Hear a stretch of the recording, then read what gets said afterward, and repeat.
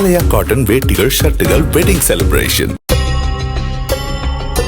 திருவாரூர் அருகே பைக்கில் அதிவேகமாக ட்ரிபிள் சென்ற அரசு கல்லூரி மாணவர்கள் சாலையில் வலதுபுறமாக திரும்பிய டாடா ஏஸ் வாகனம் மீது மோதினர். மோதிய வேகத்தில் நிலை தடுமாறிய பைக் எதிரே சாலையோரமாக நின்ற மற்றொரு டாடா ஏஸ் வாகனம் மீது மோதியது. சாலையில் தூக்கி வீசப்பட்டு வலியால் துடித்த மாணவர்களை அங்கிருந்தவர்கள் மீட்டு மருத்துவமனைக்கு அனுப்பி வைத்தனர்.